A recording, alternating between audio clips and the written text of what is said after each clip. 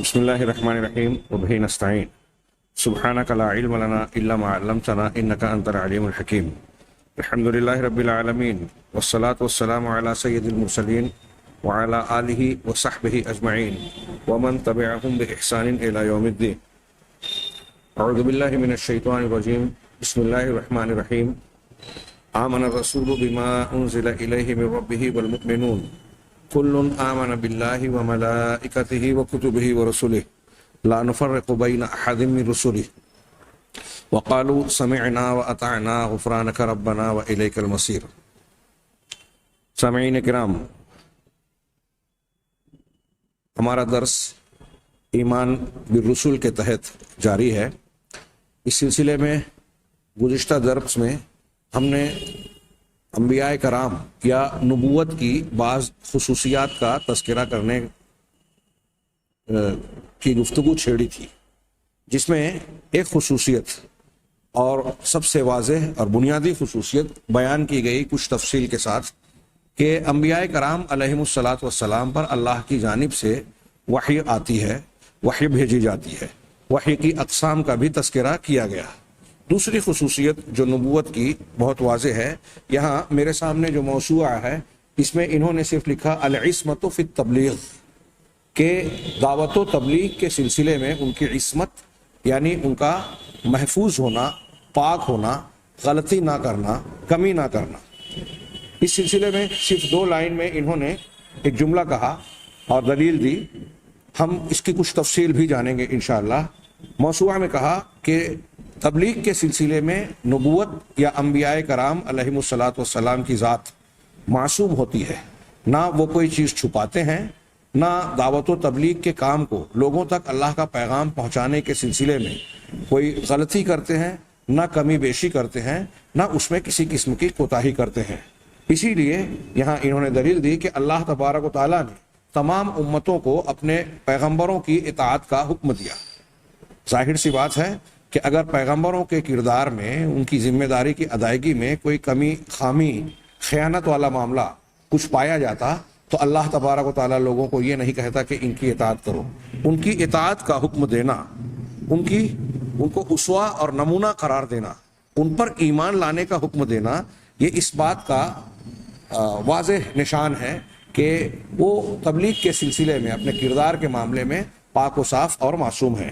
چنانچہ اللہ تبارک و تعالیٰ کا ارشاد ہے وَمَا آتَاكُمُ الرَّسُولُ فَخُذُوهُ وَمَا نَهَاكُمْ عَنْهُ فَانْتَهُوا. جو رسول دے دیں اسے لے لو، اور جس سے رسول منع کر دیں اس سے باز آ جاؤ. یہ رسول کو ہر اعتبار سے آپ کے احکامات کو قبول کر لیا جائے. جو بھی آپ نے حکم دیا آپ سے ثابت ہو، اس کو حکم کو قبول کیا جائے، اور جن چیزوں سے منع کیا بالکل وضاحت کے ساتھ اللہ تبارک و تعالیٰ نے کہا ان کو اس سے باز آیا جائے، رک جایا جائے. یہ جو شان ہے رسالت کی، یہیں ایک اور بات بھی ثابت ہوئی. میں آگے بڑھنے سے پہلے اس کی طرف اشارہ کروں کہ رسول کی جب یہ خصوصیت ہے، نبوت کی یہ خصوصیت ہے، تو اس کا دوسرا معنی واضح ہے کہ غیر نبی کی یہ خصوصیت نہیں ہے.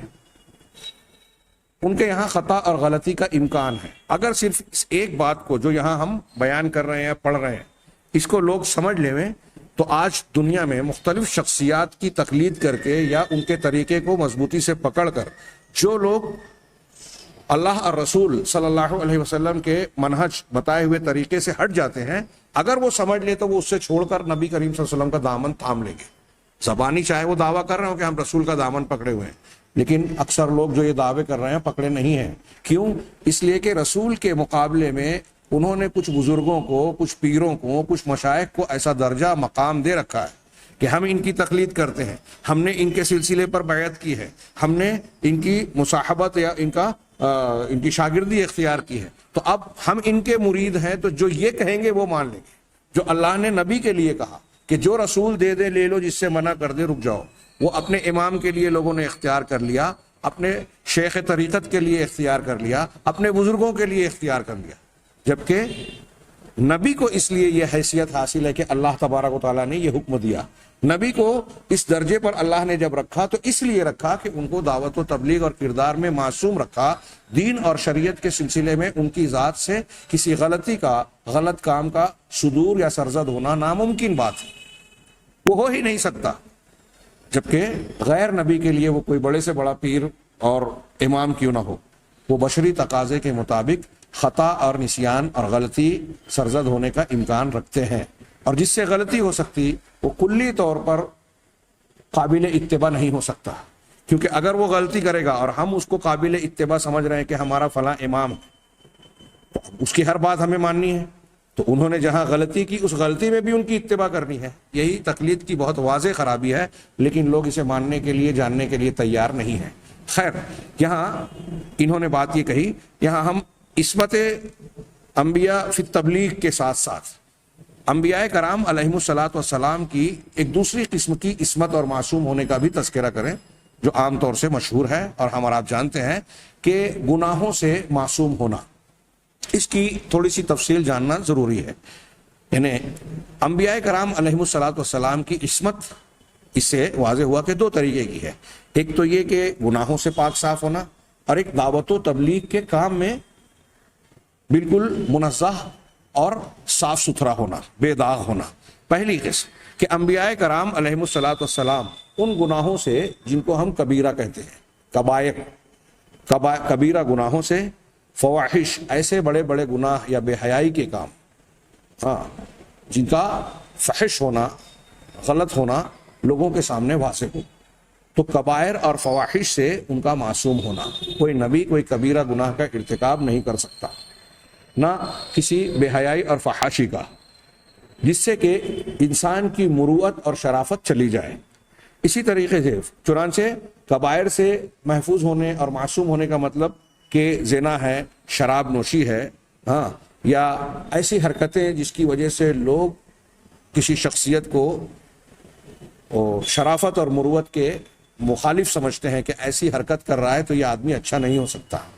ایسا کوئی بھی کام کسی نبی سے سرزد نہیں ہو سکتا، وہ ان سے پاک صاف ہے۔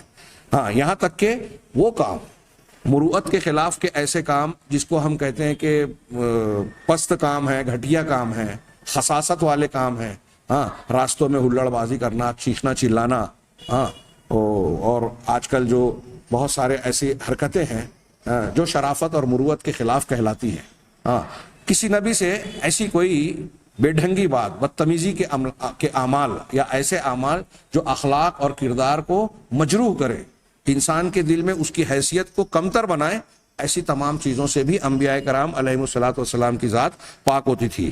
اور یہ جو عصمت ہے، اس بات کی جو کا تذکرہ کیا جا رہا ہے، اس میں ایک خصوصی بات کہی کہ ان چیزوں سے اللہ تبارک و تعالیٰ نے نبوتوں کو، یعنی ان کی شخصیات، انبیاء اور رسولوں کو اللہ تبارک و تعالیٰ نے نبوت ملنے سے پہلے بھی محفوظ رکھا۔ نبوت کے بعد تو اور زیادہ اس کا اہتمام نظر آئے گا۔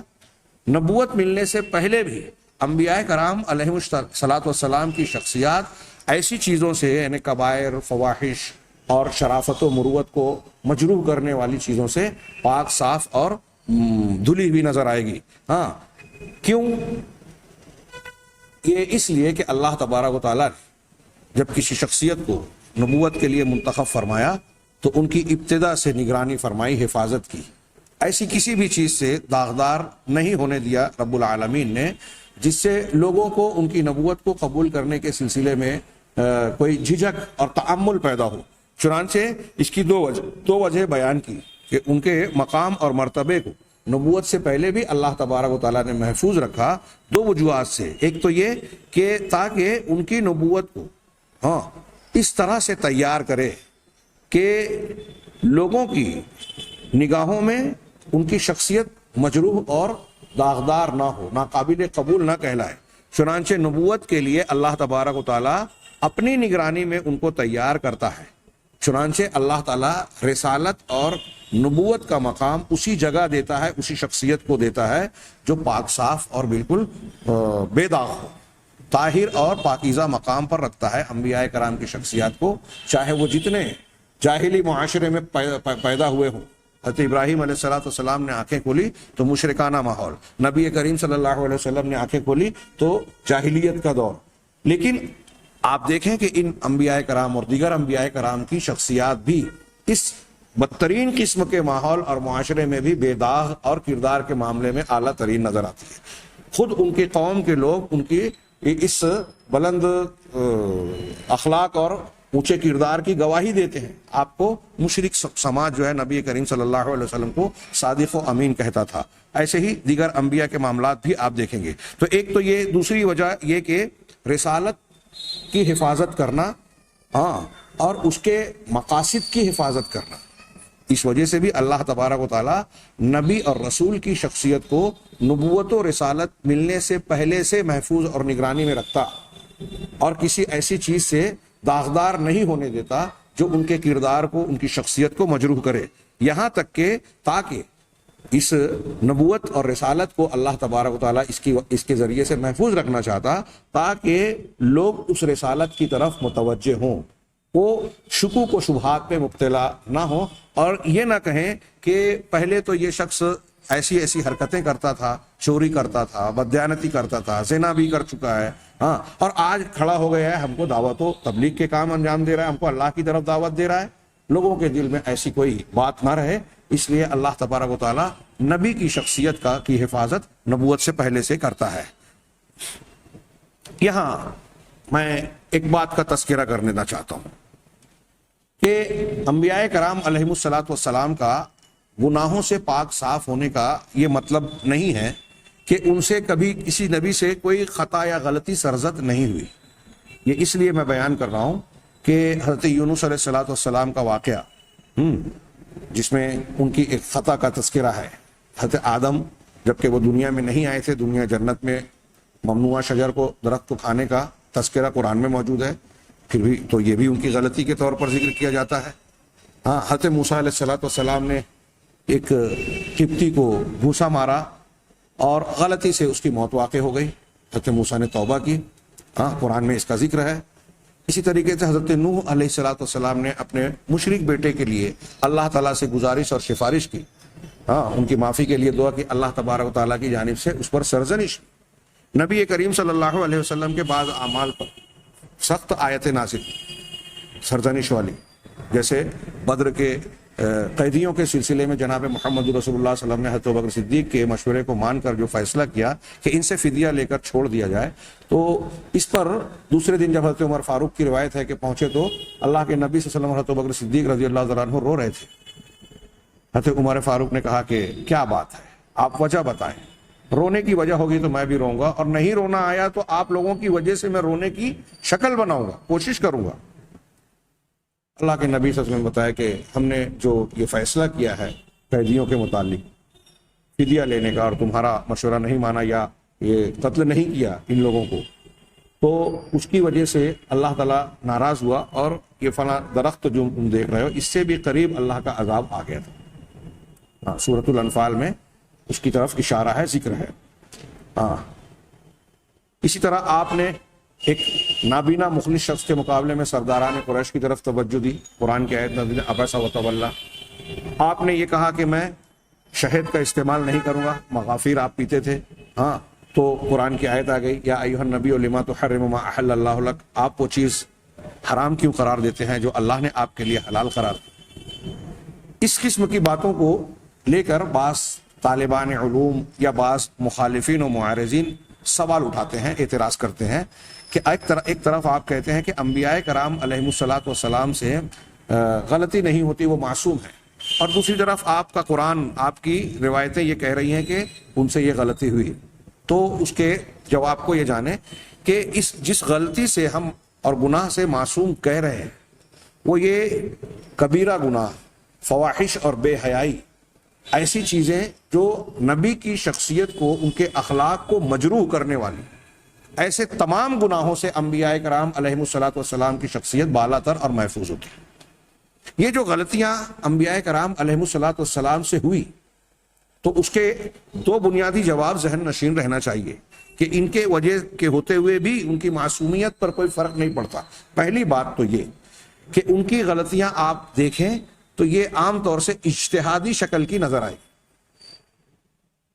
اس میں نفس پرستی، شہوت پرستی، کبیرہ گناہ اور منکرات کے ارتکاب کی شکل صورت کہیں نظر نہیں آئے گی.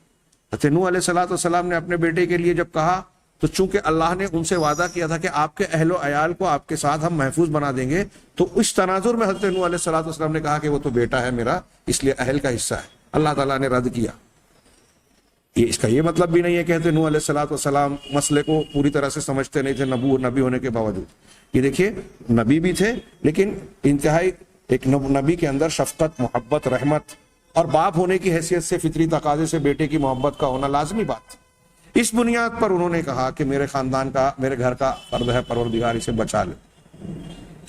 ہاں تو ان کی یہ گزارش اور دعا بالکل بے بنیاد نہیں تھی لیکن خطا تھی۔ ایک بات، حضرت یونس علیہ السلام کی غلطی بھی جو تھی، اللہ کے حکم کے آنے سے پہلے قوم کے سے نکل کر باہر چلے گئے، عذاب کا فیصلہ ہو چکا تھا۔ ہاں یہ اس کو بھی آپ غور سے دیکھیں تو اجتہادی نوعیت کی ہی غلطی نظر آئے گی۔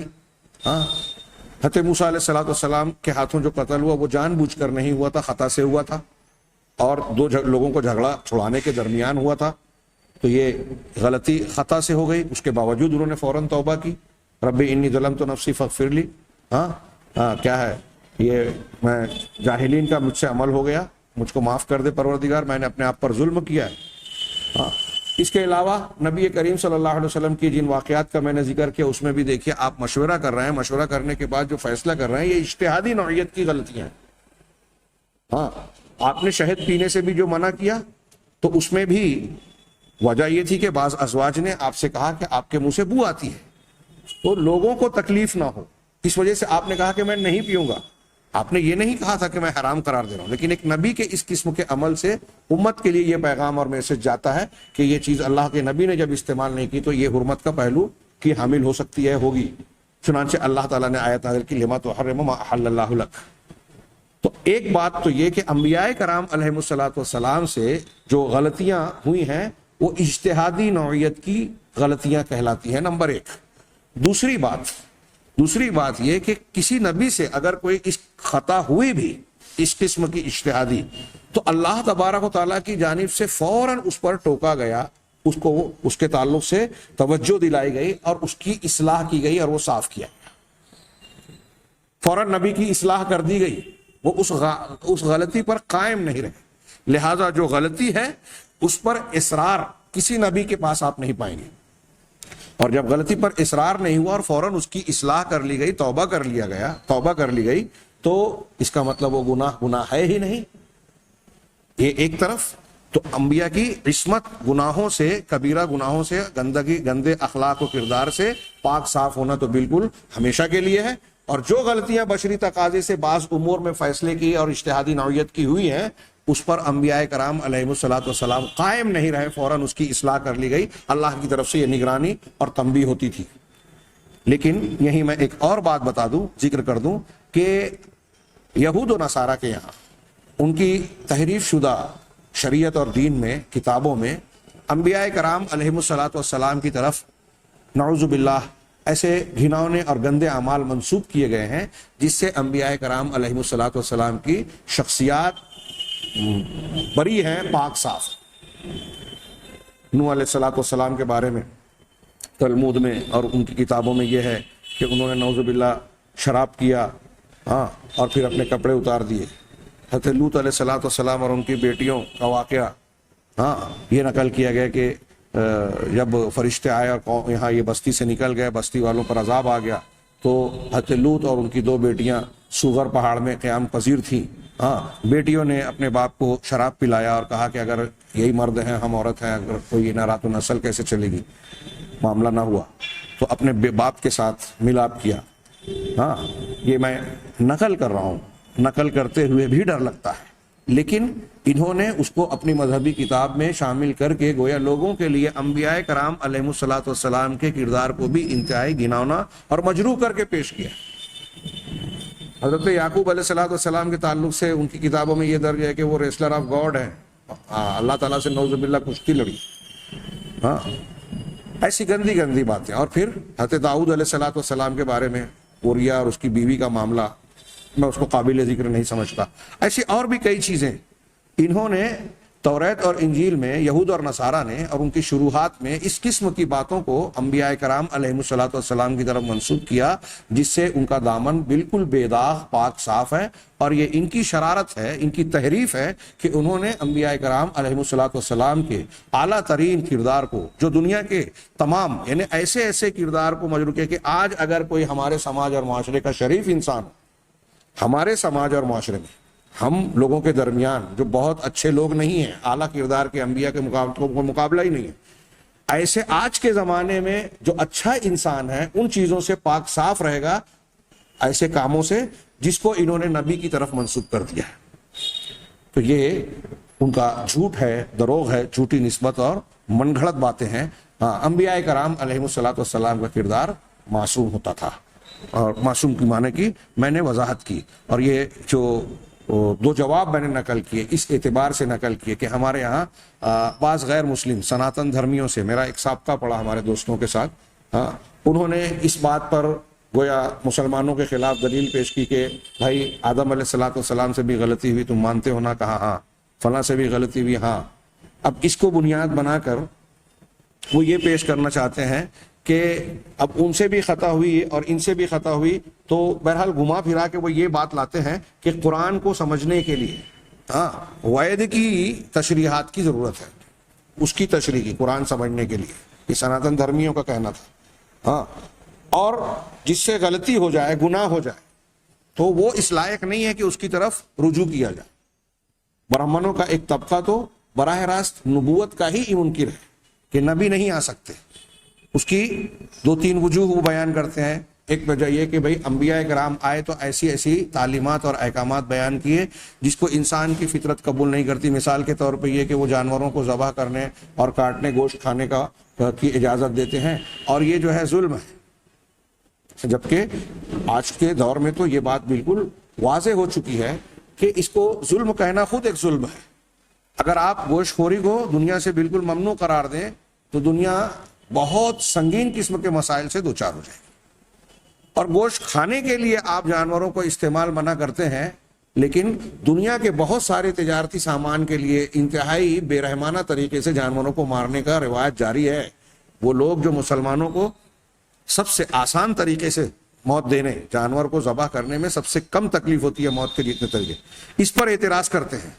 وہ کاسمیٹک چیزوں کو بنانے کے لیے جانوروں کے اجزاء اور ان کے جسمانی عناصر کو حاصل کرنے کے لیے انتہائی اذیت ناک اور بے رحمانہ انداز میں ان کو مارتے ہیں۔ یہ چیزیں آج اس طرح سامنے آ چکی ہیں کہ اب اس پر زیادہ گفتگو کی میں سمجھتا ہوں تفصیل کی ضرورت بھی نہیں ہے۔ زندہ جانوروں کو مار کر ان کا خون نکالنا کہ اس خون میں ایسی تاثیر ہوتی ہے، اس سے کاسمیٹک کی فلاں چیز بہت اچھی بنتی ہے، جانور کو بھوکا رکھنا، پھر اس کو مارنا اور اس کے اجزاء کو نکالنا، یہ ایک طرف کہ جانور تو مرتے ہی ہیں۔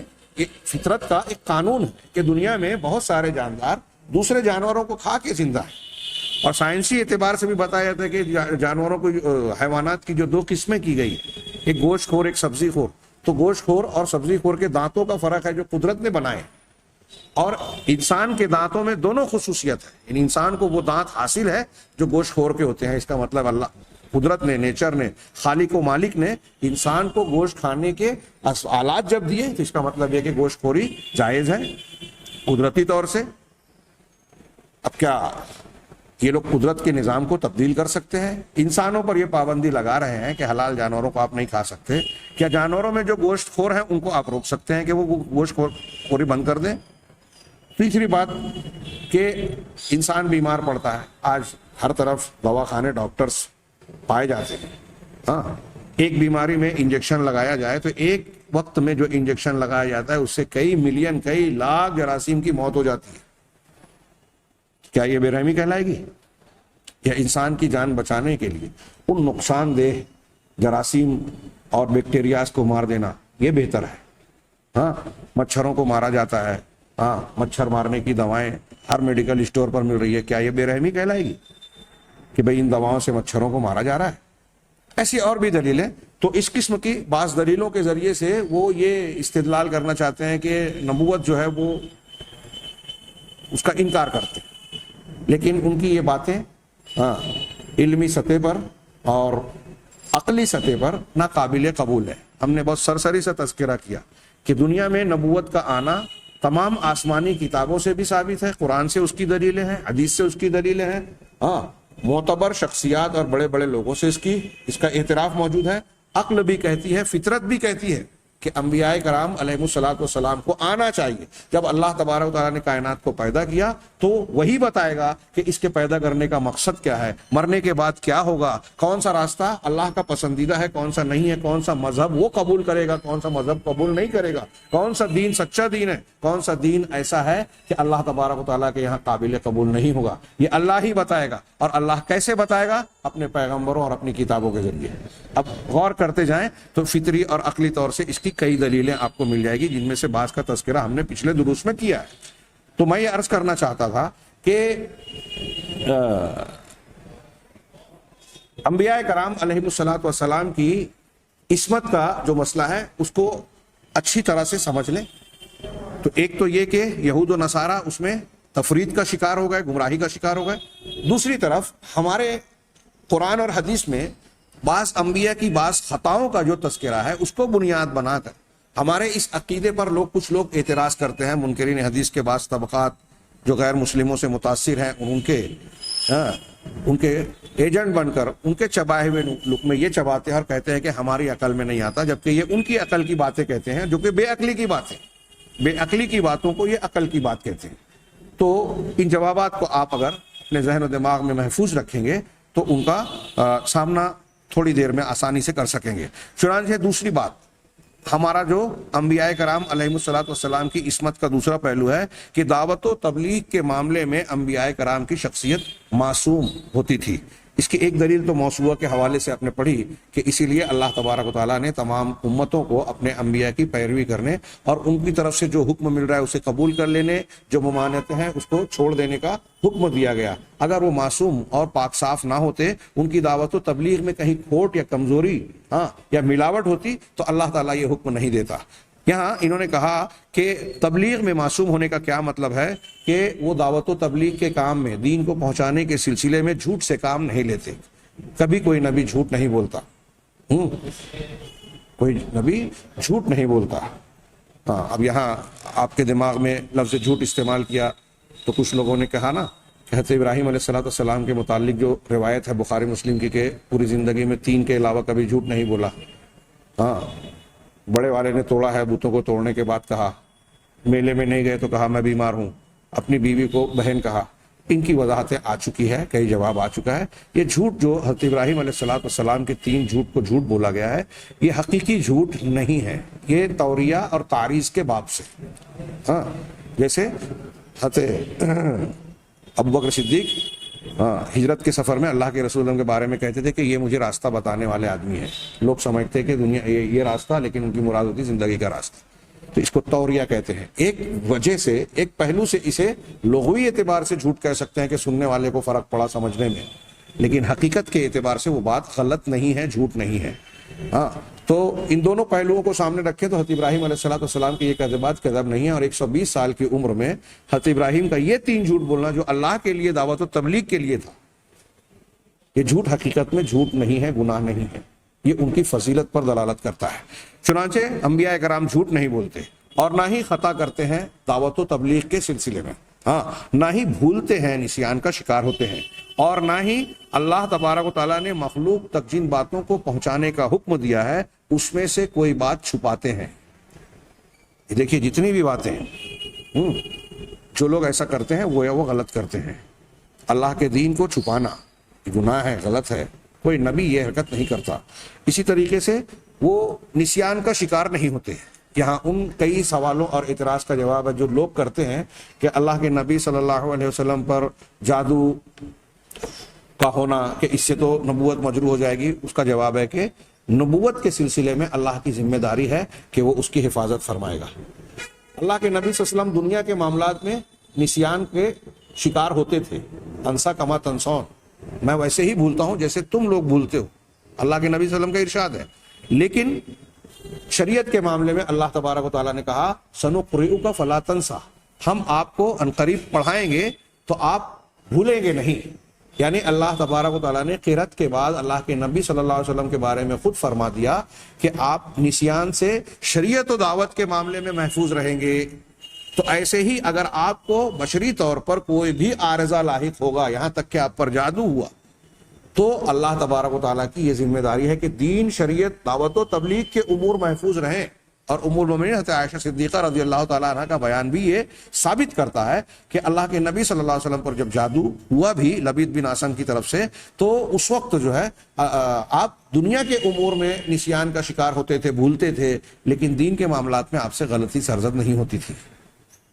اسی کو لوگ بنیاد بناتے ہیں کہ ارے اگر ہم یہ مان لیں کہ نبی پر جادو کا اثر ہوا تو اس سے تو کفار و مشرکین کا اعتراض صحیح ہو جائے گا. ان تتبعون الا رجلا مسحورا، پہلے تو وہ آیت بھی نہیں سمجھی ان لوگوں نے.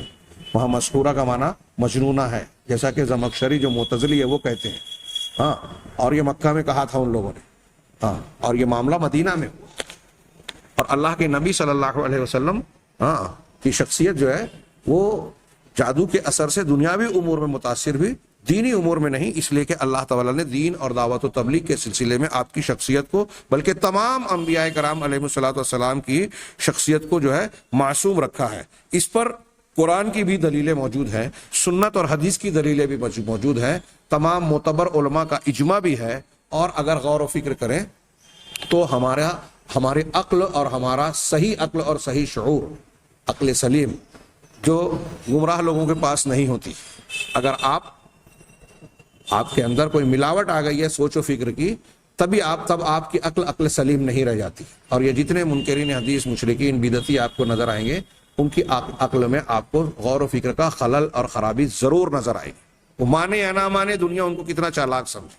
ہاں، تو کتاب، سنت، اجماع اور نظر جو ہے وہ اس ساری چیزیں دلالت کرتی ہیں کہ انبیاء کرام علیہ الصلوۃ والسلام کی شخصیت واضح جو ہے وہ دعوت و تبلیغ میں محفوظ ہے، معصوم ہے. اس کی دلیلیں دے رہے ہیں. رہی کتاب کی دلیل، قرآن کی دلیل، تو اللہ تعالیٰ کا یہ فرمان کہ اللہ تعالیٰ نے اپنے رسول کے بارے میں ارشاد فرمایا وما ہوا علی الغیب بضنین. یہ بضنین جو ہے ضا کے ساتھ بھی پڑھا گیا ہے اور ذو کے ساتھ بھی. تو ذو، صاد، ضاد. تو پہلا ضاد کے ساتھ اگر پڑھے، کہا کہ دونوں قرأتیں صحیح ہیں. ہاں، اور یہ دونوں قرأت کا جو دونوں لفظوں کا جو معنی ہوتا ہے وہ انبیاء کرام علیہ الصلوۃ والسلام کی عصمت پر دلالت کرتے ہیں، ان کے معصوم ہونے پر دلالت کرتی ہیں. پہلی قرأت جو ضاد کے ساتھ، صاد، ضاد، وما ہوا علی الغیب بضنین. تو اس کا معنی الظنہ کا معنی ہوتا ہے بخل، بخیلی. تو معنی یہ ہوگا کہ اللہ کے رسول صلی اللہ علیہ وسلم غیب کے معاملے میں بخیلی نہیں کرتے، بخیل نہیں ہیں. تو معنی اس کا یہ ہوگا کہ وہ بخیل نہیں ہے، مطلب کسی بھی چیز کو اپنے پاس جو اللہ نے انہیں بتائی ہے وہ روکتے چھپاتے نہیں ہیں. غیب کی کوئی بھی بات روکتے نہیں ہیں، چھپاتے نہیں ہیں کہ اس میں بخیلی کرے بیان کرنے میں، بلکہ ساری کی ساری بات پوری کشادگی کے ساتھ بیان کر دیتے ہیں، صاف صاف تبلیغ کرتے ہیں، اس کو پہنچاتے ہیں لوگوں تک. دوسری قرأت ذو کے ساتھ، تو ذو من الظنہ، یہ کہتے ہیں اس کا معنی ہوتا ہے تہمت، الزام، بہتان، یا الزام کو کہتے ہیں تہمت کو. تو اس کا مطلب یہ ہوگا کہ اللہ کے نبی صلی اللہ علیہ وسلم غیب کے سلسلے میں متہم نہیں کیے جا سکتے، آپ پر تہمت نہیں لگائی جا سکتی، چنانچہ کسی بھی طریقے کی تہمت نہیں لگائی جا سکتی. یعنی نہ وہ خطا کرتے ہیں، نہ وہ بھولتے ہیں، نہ وہ جھوٹ بولتے ہیں، نہ کچھ کمی بیشی کرتے ہیں، اور نہ ہی رسالت کو پہنچانے کے سلسلے میں کوئی چیز چھپاتے ہیں. ساری کی ساری چیزیں پوری امانت داری کے ساتھ انجام دیتے ہیں، لہذا ان پر کوئی تہمت اور الزام نہیں لگایا جا سکتا. تو ظنین پڑھیں یا زنین پڑھیں، دونوں قرأت کے معنی میں یہ معنی معلوم ہوا کہ نبی جو ہے وہ معصوم ہوتا ہے دعوت و تبلیغ کے سلسلے میں. اب اس آیت میں اگرچہ نبی صلی اللہ علیہ وسلم آیت میں کہا گیا وما ہوا علی الغیب، نبی کریم صلی اللہ علیہ وسلم کے بارے میں کہا جا رہا ہے، لیکن نبی کی جنس تو ایک ہی ہے. ساری نبوتوں کے بارے میں یہ معاملہ بالکل درست ہوگا. نبی کریم صلی اللہ علیہ وسلم کا جس طرح یہ معاملہ ہے، دیگر انبیاء کرام علیہ الصلوۃ والسلام کا بھی یہی معاملہ ہوتا تھا کہ اللہ تعالیٰ کی جانب سے انہیں قوم اور امت کی رہنمائی کے لیے، ان کو تعلیم دینے کے لیے جو کچھ بتایا جاتا اس سلسلے میں وہ کوئی خیانت نہیں کرتے، کوئی چیز چھپاتے نہیں، کسی چیز کو گھٹانا بڑھانا یا اس میں جھوٹ بولنا یہ کسی نبی سے سرزد نہیں ہوا۔ چنانچہ اللہ تبارک و تعالیٰ کی جانب سے یہ نبوتوں کے معصوم ہونے کی دلیل ہے۔ اسی طرح تبلیغ کے سلسلے میں معصوم ہونے پر عمومی دلیلیں بھی موجود ہیں، جیسے اللہ تبارک و تعالیٰ نے انبیاء کے بارے میں کہا الذین یبلغون رسالات اللہ ویخشونہ ولا یخشون احدا الا اللہ۔ یہ انبیاء اور رسولوں کے بارے میں اللہ نے کہا کہ یہ وہ لوگ ہیں جو اللہ کی رسالات کو، پیغامات کو، اس کی دی ہوئی تعلیمات کو پہنچاتے ہیں، اس کی تبلیغ کرتے ہیں لوگوں تک، اور اللہ سے ڈرتے ہیں، خشیت رکھتے ہیں، ولا یخشون احدا، اور الا اللہ، اللہ کے سوا کسی سے بھی نہیں ڈرتے۔ یہاں گویا اللہ تعالیٰ کی جانب سے ان انبیاء کرام علیہم الصلاۃ والسلام کی توثیق ہو رہی ہے، ان کی تعدیل ہو رہی ہے کہ وہ اللہ کے دیے ہوئے کام کو بالکل امانت داری سے اور پورا انجام دیتے ہیں، اور اس سلسلے میں ان کو کوتاہی پر کوئی خوف اور دباؤ ابھارے تو ایسا بھی نہیں ہے۔ کیوں؟ اس لیے کہ وہ اللہ کے سوا کسی سے ڈرتے ہی نہیں۔ اس آیت سے یہ بھی پتہ چلا کہ انبیاء کرام جتنے بھی ہوتے تھے وہ انتہائی بہادر ہوتے، شجاعت کے درجے پر۔ اللہ کے سوا کائنات میں کسی بھی مخلوق کا خوف اور ڈر ان کے دلوں میں نہیں ہوتا تھا۔ انبیاء کرام کی شخصیت دوسری شخصیات اور انسانوں کے مقابلے میں ایک خصوصیت اور امتیازی شان، اعلیٰ اخلاق یہ بھی رکھتے تھے کہ وہ انتہائی بہادر ہوتے تھے، اللہ کے سوا کسی سے نہیں ڈرتے تھے۔ ہمارے یہاں بہت سارے لوگ کہتے ہیں کہ ہم اللہ سے ڈرتے ہیں، لیکن یہ بات بار بار دہرائی جاتی ہے کہ وہ زبانی تو کہتے ہیں، ان کا ڈر ان کو گناہوں سے نہیں روکتا، ان کا ڈر ان کو جھوٹ سے، بے ایمانی سے، لوگوں کا حق مارنے سے، لوگوں پر ظلم کرنے سے نہیں روکتا، لہذا ان کا یہ ڈر نہیں ہے۔ لوگوں نے کہا کہ بھئی ڈر تو ابلیس کو بھی تھا، جب بدر میں ابو جہل کے ساتھ چلا جا رہا ہے اور فرشتوں کو نازل ہوتے ہوئے دیکھا تو قرآن نے تذکرہ کیا کہ کیا کہتا ہے، وہ شیطان بھی کہتا ہے انی ارا ما لا ترون انی اخاف اللہ رب العالمین، میں وہ دیکھ رہا ہوں جو تم نہیں دیکھ رہے ہو، اور میں اللہ رب العالمین سے ڈرتا ہوں۔ ابلیس بھی کہہ رہا ہے اللہ سے ڈرتا ہوں، لیکن وہ ڈر کیا تھا کہ میں ابھی ہلاک کر دیا جاؤں گا۔ یہ ڈر ایسا نہیں تھا جو اس کو اللہ تعالیٰ کی نافرمانی اور اس کی مخالفت و بغاوت سے روکے، لہذا یہ ڈر قابل تعریف ڈر نہیں ہے۔ خوف محمود، اہل علم نے، علماء عقیدہ نے بیان کیا کہ الخوف المحمود، خوف محمود قابل تعریف ڈر اور خوف وہ ہے جو آپ کے اور گناہوں کے درمیان رکاوٹ بن جائے، یعنی اس ڈر کی وجہ سے آپ اللہ کی نافرمانی کو ترک کر دیں۔ بہرحال یہ دوسری دلیل عموم کی دلیل کے طور پر دیا۔ اسی طریقے سے اس آیت میں اس بات کی شہادت ہے کہ انبیاء کرام علیہم الصلاۃ والسلام اپنے رب العالمین کی رسالتوں کو، تعلیمات کو پورا کا پورا کامل طریقے سے پہنچا دیتے تھے، اور اللہ تبارک و تعالیٰ نے اس بات کی شہادت دی ہے اپنے کلام پاک میں۔ اسی طریقے سے اللہ تبارک و تعالیٰ نے ہر نبی کا ان کی قوم کے ساتھ جو معاملے کا تذکرہ کیا ہے اس فرمان کے تحت، انی لکم ناصح امین، کئی انبیاء کا تذکرہ کر کے اللہ تعالیٰ نے ان کے قول کو نقل کیا کہ نبی اپنی قوم سے یہ کہتے ہیں کہ میں تمہارے لیے ناصح، نصیحت کرنے والا یعنی خیر خواہ ہوں، امین ہوں، امانت دار ہوں۔ اللہ تعالیٰ نے انبیاء کرام کے اس قول کو ان سے نقل کیا، اور اللہ نے ان کی اس بات کو رد نہیں کیا، جھٹلایا نہیں، اور نہ ہی ان پر استدراک کیا کہ یہ لوگ کہہ رہے ہیں لیکن یہ ایسے تھے نہیں۔ اللہ نے اس کو ویسے ہی نقل کر کے برقرار رکھا۔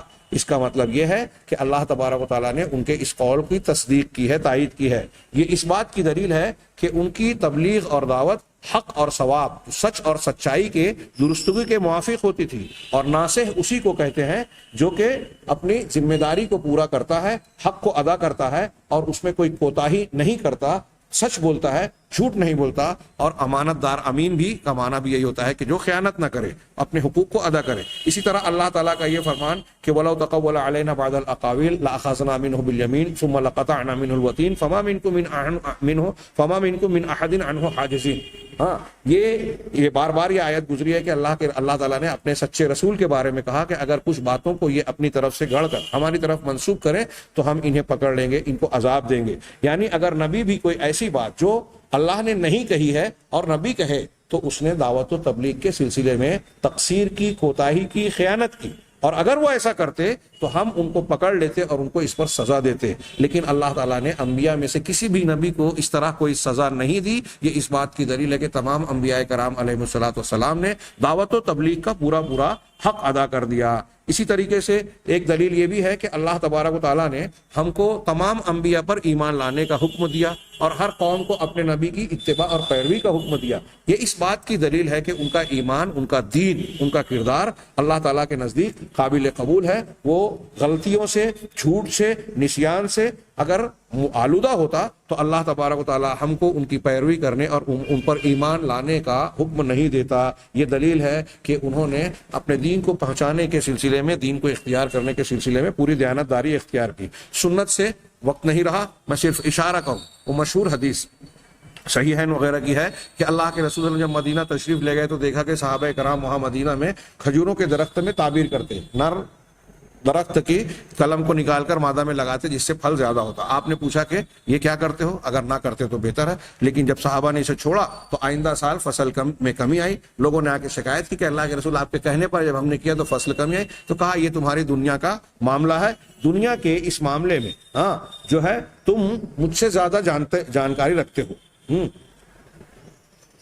لہذا دنیا کے معاملے میں تم مجھ سے زیادہ جانکاری رکھتے ہو تو اس میں تمہارے لیے ضروری نہیں ہے کہ میری اتباع کرو، پیروی کرو، لیکن جو میں تم کو اللہ کی جانب سے بیان کروں، اللہ کے دین کی شکل میں جو کچھ بیان کروں، تو پھر اس میں اللہ تعالیٰ پر کوئی جھوٹ نہیں باندھتا، کوئی غلطی نہیں کرتا، اسے قبول کر لو اور جس سے منع کر دوں اسے رک جاؤ۔ اور جو دنیا کے بارے میں اپنی رائے سے بیان کروں تو پھر میں بھی ایک انسان ہوں۔ حدیث تعبیر کے نام سے یہ مشہور ہے، الفاظ کے فرق سے اس روایت کو دیکھنا چاہیے۔ تو یہ بھی اس بات کی دلیل ہے کہ دین کے پہنچانے کے سلسلے میں آپ کی شخصیت معصوم ہے۔ اسی طرح امت کا اس پر اجماع واقع ہوا ہے، امام غزالی، علامہ ابن تیمیہ اور دوسرے علماء نے نقل کیا کہ تمام انبیاء کا، تمام امت کا اس پر اجماع ہے کہ دعوت و تبلیغ کے سلسلے میں انبیاء کرام معصوم ہیں۔ نظر اور عقل، غور و فکر اور عقلی اعتبار سے اگر غور کریں تو عقلی طور سے سوچئے کہ اگر نبی کی شخصیت جھوٹ، خطا، نسیان اور اللہ کی جانب سے آئی ہوئی تعلیم کے چھپانے کے الزامات سے آلودہ ہوتی یا الزام کے دائرے میں، شکوک و شبہات کے دائرے میں ہوتی، تو کیا رسالت پر بھروسہ اور اعتماد باقی رہ جاتا دنیا کے لوگوں کا؟ دنیا کے لوگوں کا رسالت پر اعتماد ہی نہیں رہتا۔ چنانچہ عقل کا بھی تقاضا یہ ہے کہ اگر کوئی شخصیت ایسی آ رہی ہے اللہ کی طرف سے جو لوگوں کو ہدایت دینے والی ہے، تو اس شخصیت کو قابل اعتماد ہونا چاہیے، شکوک و شبہات سے بالا تر ہونا چاہیے، ورنہ لوگ جب اس کی شخصیت کو مجروح سمجھیں گے یا مشکوک جانیں گے تو اس کی رسالت کو قبول نہیں کریں گے۔ معلوم یہ ہوا کہ نبوت کی یہ دوسری خصوصیت ہے جس پر ہم نے قدر تفصیل سے بحث کی، اس لیے کہ مجھے مناسب لگا کہ وحی کے ساتھ ساتھ یہ ان کی عصمت کا بھی معاملہ اس لائق ہے کہ ہم اس کو قدر تفصیل سے جانیں۔ یہ دوسری خصوصیت ہے۔ بعض اور خصوصیات کا ذکر انشاءاللہ آئندہ دروس میں ہم اختصار کے ساتھ کریں گے۔ اللہ تبارک و تعالیٰ سے دعا ہے کہ وہ ہمیں صحیح علم اور صحیح عمل کی توفیق عطا فرمائے۔ وآخر دعوانا الحمدللہ رب العالمین۔